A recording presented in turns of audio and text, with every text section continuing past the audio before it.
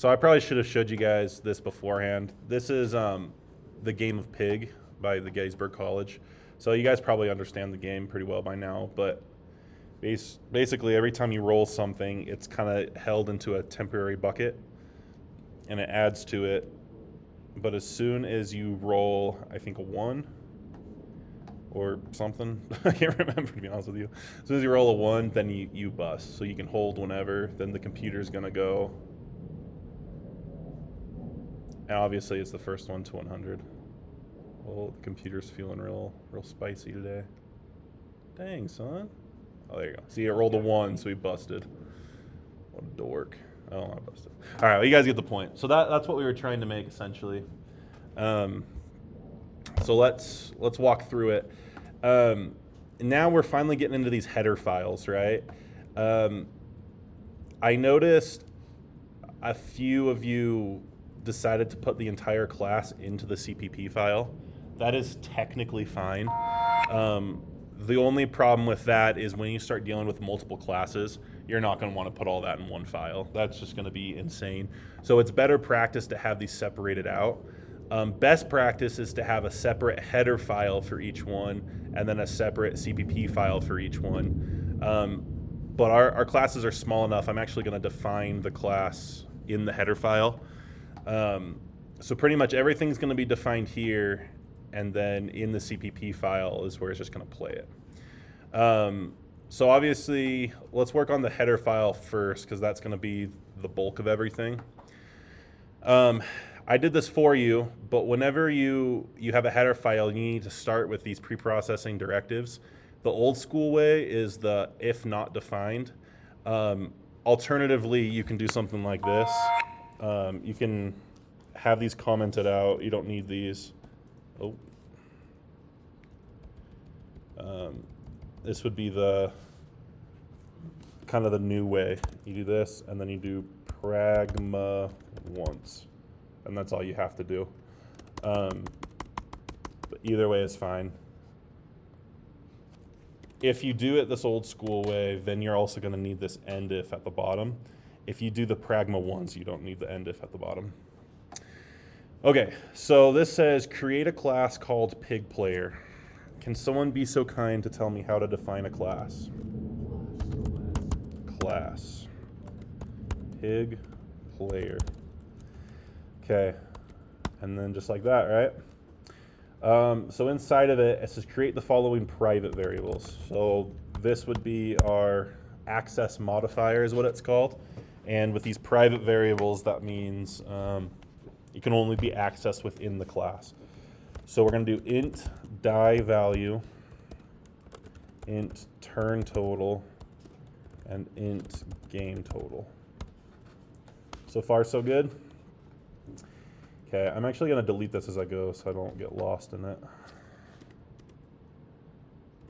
Okay, so the next part, under the public access modifier, so public, the first thing we want to do is a constructor, right? So what is a constructor? Someone explain that to me.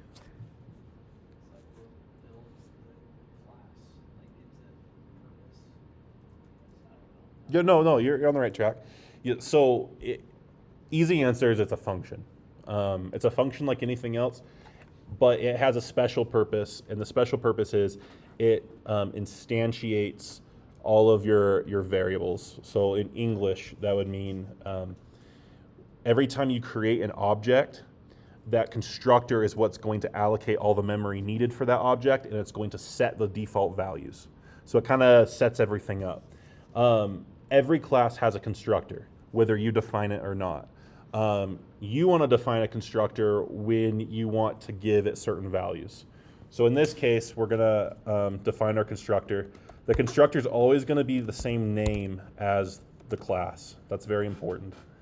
Kind of the new way to do it is you put empty parentheses here, then you put a colon, and then you're going to put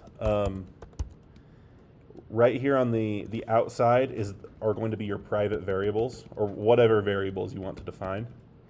And then on the inside is the value you're going to give it. So the way that we've been teaching so far is we've been doing something like this, right? We've been giving it a value on the outside and on the inside. By putting a value on the inside of the parentheses here, we are requiring the user every time they put instantiate an object or declare an object, they have to put a value in the parameters list. But by us taking this out here and just putting 0, this would be equivalent to us just doing something like this, essentially. So we're saying that the constructor can be empty. The player doesn't have to fill it in with anything, but we're setting that value equal to 0. Okay? And then turn total is going to be 0, and then game total is going to be 0. So you can fill these with whatever value you want. In this case, we want to make everything 0. And then we're going to put the empty brackets here because we're not going to do any other extra instructions. What's up? What would the default constructor look in this instance? If you were just to write it out, Yeah. it would literally just be this. If you wanted to write it out. Oops. If you don't write it out, is it just the same as? Yes. Yeah, if you're just going to have a default constructor, you just don't even bother writing it because it just does it automatically. Does it give like any base values, or is it just empty? Well, it's not empty spaces. This is true for any time you initialize a variable. It's actually just going to be garbage. It's going to be some hexadecimal code. And that's true for any time you declare a variable and not give it a value. It'll be the same case. It's just trash. That's why it's good practice to always assign a value to your variables, just for debugging purposes. So good question. Okay, so our constructor should be good, and we've set everything to 0, so that's good. Okay, so now we're still in the public access modifier, but now we're going to make another method or function. It's going to be void, and it's going. I'm actually going to do another space just because I'm weird. Void, and it's going to be called roll. No parameters in it. The first thing we want to do in roll is we want to give a random number between 1 and 6, because that would be a dice value. So at this point, I'm hoping we're getting the hang of random numbers. But you want to call this rand function here, and then you want to do modulus 6, and I'm going to do plus 1. Because that's going to make it, instead of between 0 and 5, if I do that plus 1, it's going to be between 1 and 6, which is what I want. The next thing I want to do is if you roll a 1, right? Because if you roll a 1, right, if die value equals 1, then our turn total is going to be 0. Yeah, what's up? Do you have to include the static cast thing? You don't have to, no. That just makes it more random? Well, it depends what, not necessarily static cast, that doesn't make it more random, but it's probably the other logic you have. What's your whole line there? Nothing. Pull it up. There, you can get a random seed generator that is going with the time 0 thing. Yeah. So time 0 is what makes it more random. And if you're using time 0, you need to static cast it to an integer. So yeah, static cast is just casting, but using time 0 is going to make the seed a lot more random. So the way you have it is going to make the game a lot more robust than the way that I have it right now. So you could just use rand. Yeah, you could just use the rand function too. Would you have to put in the header file if you're using random in here and in the other? That's a good question. So C time is what I have for to use time. No, you can just put it in the CPP file. You don't need to put all the includes in the header file. So all my includes are here, and I don't have them there. Yeah, because you're just defining it here, and then here is where you're actually going to include that and actually use that stuff. Okay, turn total is equal to 0. Otherwise, the turn total is going to be added to our die value, or I guess our die value is going to be added to our turn total, essentially. Does that make sense? Because every time you roll the dice, you want to include it into this temporary turn bucket that we have. Okay? And that's going to be the end of that function. Still within the public access modifier, so within this still, but outside of the function.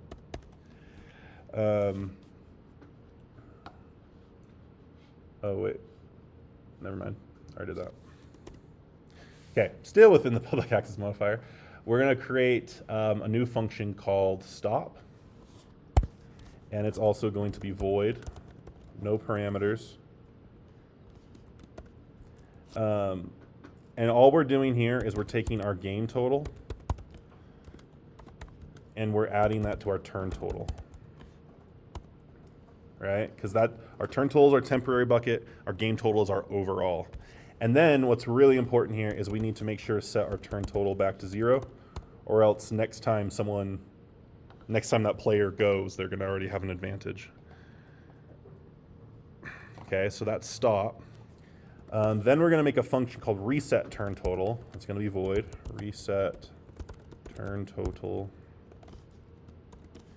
And all we do here is take turn total, set it equal to 0. So this would be like if they got hit with a 1, you're going to want to reset that, all right? Any questions so far? If I'm going too quick, let me know. Okay, so now we want the int get die value. So obviously with your functions, the idea is to write functions that are pretty self-explanatory. Also, what can you tell me about get die value? It has the word get at the beginning, G-E-T. It's a getter. And so that already tells us that we're going to be retrieving the value of a private variable. I'm also making this one constant for no particular reason other than it's good practice to have your getters and setters, or not your setters, but your getters to be constants, because you don't want to accidentally modify the value. You're specifically getting it. All I'm doing is I'm returning the die value.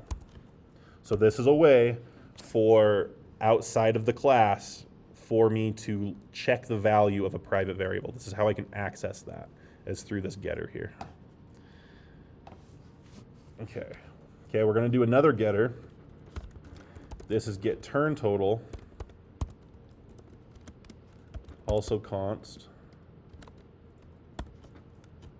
And what are we returning?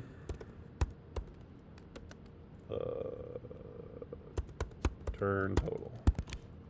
Good job, guys. Okay, last getter, I think. Yeah, last getter. We want to get the total, also const, and we're returning the game total. And that should be it for our class. What's up? So you want your getters to always be constants? That's good practice too, yeah. Okay. Yeah, because we don't want to accidentally change the values, or else that would defeat the whole purpose of it. Okay, and I did the getters. Good. And then, beautiful. That's our header. So now that our header's done, we can go over to our CPP file and start calling that. So the first thing we want to do is to include our header file. So include, but instead of doing these angled brackets, we're actually doing double quotes. Whenever it's a custom file that we've made, we use double quotes instead of angled brackets. And it's just called our file, and make sure to include the extension here. So include piggame.h. I don't know why it's mad at me. Oh, yeah, that was weird. Okay, so now we're not in our main, right? We're up here. Create a function of type void named computer turn. It will take one parameter. This parameter will be of type pig player. So notice now that our objects have types to them, of type pig player. And will need to be passed by reference. Okay. So what we're going to do, let's start right here. So it's void. That's not how you spell that word. Void, it's called, my gosh, my fingers. It's called computer turn. It's going to take an object of type pig player. So pig player, and it's going to be passed by reference. Does someone want to tell me why you would want to pass it by reference?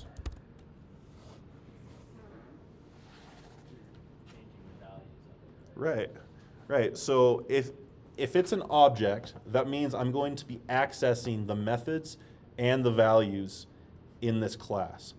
Let's say I make the game total to be 20 within the computer's turn, but I don't pass it by reference. Well, then great, it made it 20, but as soon as the function's over, it's just going to go back to what it previously was. So that whole function just defeats the purpose. So by passing it by reference, whatever modifications I do to this computer object inside of this class is going to actually have a permanent effect, right? That's why I pass it by reference. A lot of times when you're messing with objects and classes, you're going to want to pass it by reference, because why else? What's the point, right? Not all the time, but usually. Okay. So what we want to do is we want to let everyone know that it's the computer's turn. So computer's turn, something like that. And now this is where we kind of do the rules a little bit. So what I said down below is in this function, as long as the computer's total turn is less than 20 and the computer's overall total is less than 100, have the computer to continue roll the dice. So basically that's just, once again, a difficulty thing. I put the threshold pretty high on this computer. So as long as they have under 20, they're just going to keep rolling, which maybe is not the best strategy, but it's for simplicity. So while, okay, so now this is what is important here. We want to check while the computer's turn total is less than 20. Well, we can't just use turn total because that's a private variable. So we have to use a function. So computer is our object. That's our object. Then this dot modifier is referencing what? And we're actually going to be using this getter. So while get turn total. I don't know why it's mad at me though. That's weird. So while it's less than 20 and computer dot get total is less than 100. Does that make sense? We're calling our two getters. Sorry, I'm going to turn my sound off because people are being obnoxious. So we're calling our two getters, and this computer is our object. So we're talking about the computer's getters, not anyone else's. Okay. So as long as it's under 20 and as long as it's under 100, we're going to do computer.roll. So that's where we're actually going to roll the dice on it. Then we're going to see out computer rolled computer.get die. Why is it not autofilling? That was obnoxious. Value endo.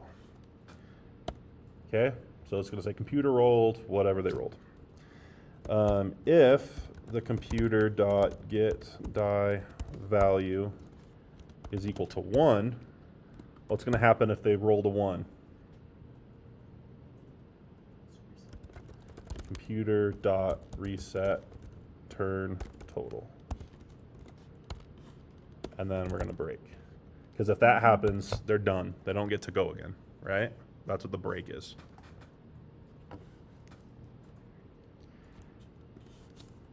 If the computer dot get die value is not equal to 1,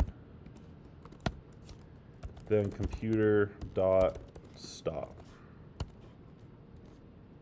All right, and what does stop do again? I actually legitimately don't remember. Yeah, stop. So if it's not a 1, and okay, so this is cool. So if, let's see.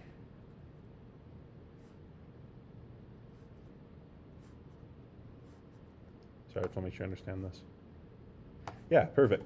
So as long as they aren't rolling a 1, you're just going to add that turn total to their overall total and then just keep going through the while loop until they either have 20 or higher or they've won the game, right? That's essentially what's happening. Okay. Then after this if statement, we're going to see out computer's turn total, which is computer.get turn total.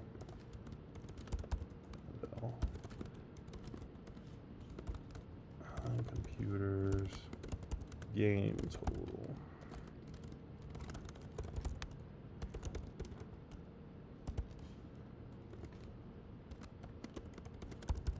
del.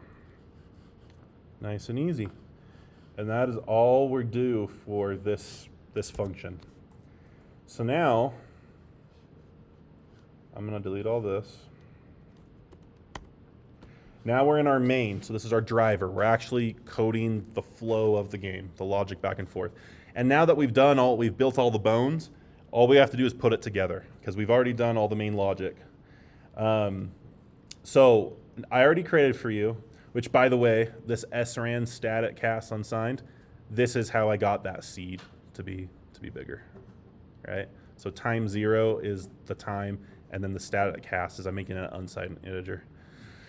Okay, so I have 2 objects of type pig player, so both from that class, the user and the computer. The user being you, the computer being the computer.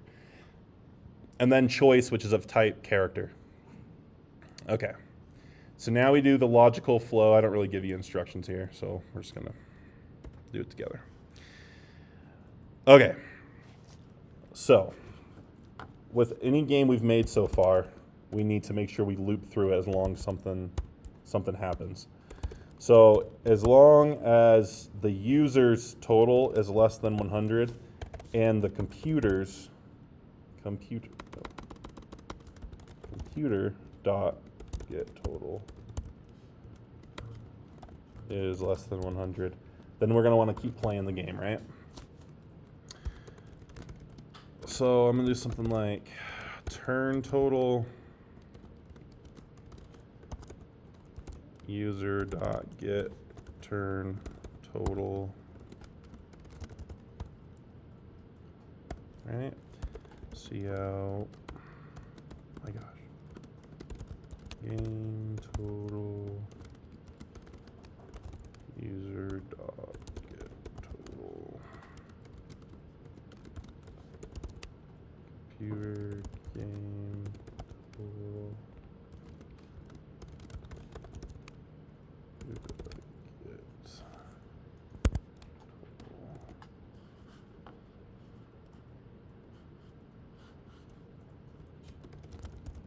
something like that.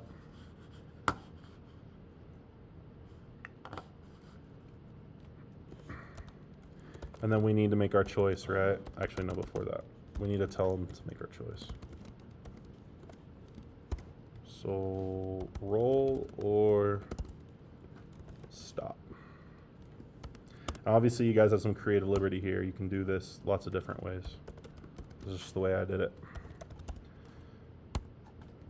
All right, so now this is my choice if I put R or S. So now, if my choice is equal to R, or if my choice is equal to R. See what I did there? Another thing you can do, and arguably probably a better thing you can do, is you can put choice equals, I think I could do it like this, to lower.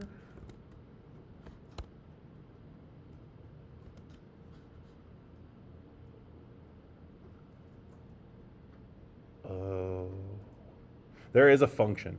But anyway, the idea is I can just automatically take whatever their input is and just make it lowercase, and then I don't need to have the double condition here. I could just have this condition. But I can't remember what the function's called. I thought it was to lower. Maybe I have to include a header file. But It whatever. looks like nothing's capitalized and too lower. It's just all lower. Oh, do you know if there is some sort of something I need to include? CC type. Yeah. Include CC type.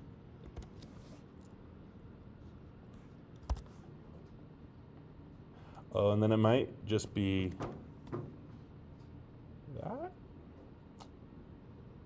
I don't know. But the logic is the same. So if you make it all lowercase, then you won't need this uppercase one. Okay, so if it's R or R, then we want the user to roll, right? And then you want to tell us you rolled a user dot get die value and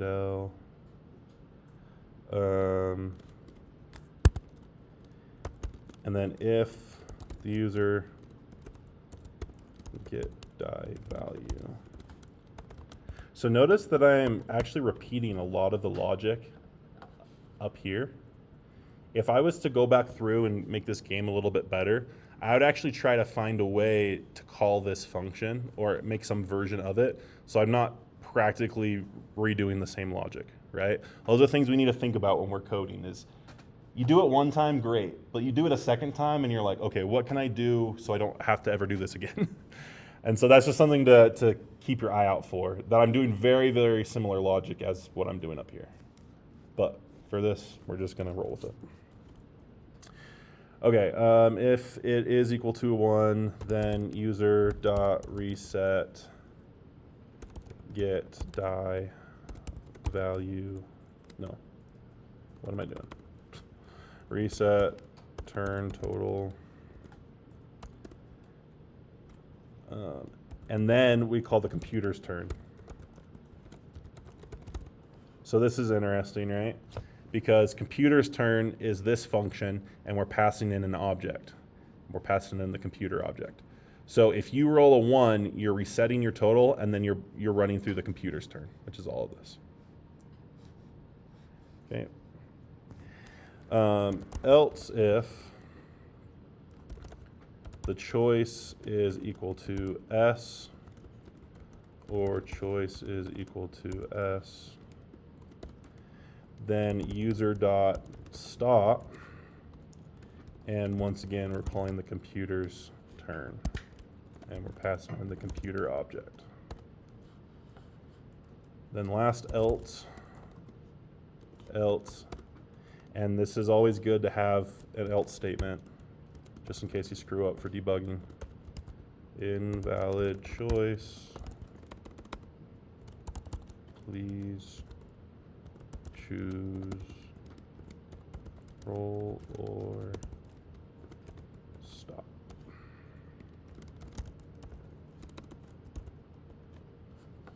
Okay, and then that's the end there, and that's the end there.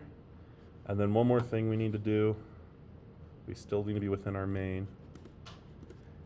If user dot get total is greater than or equal to 100, say something like, you win.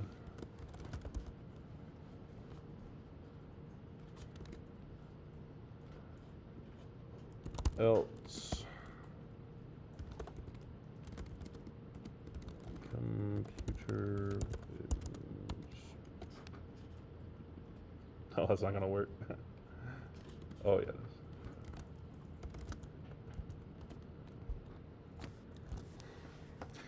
And then we need to make sure we have our return 0. Oh, you know what? This is going to be a bug though, because this needs to be outside of that while loop. Like that.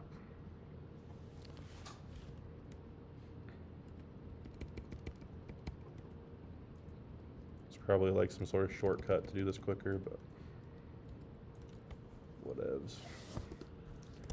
Because obviously you're never going to get to this if you're still within that while loop, right? Okay. Build. No errors. Wow. Let's run our test. Passed all 4 tests.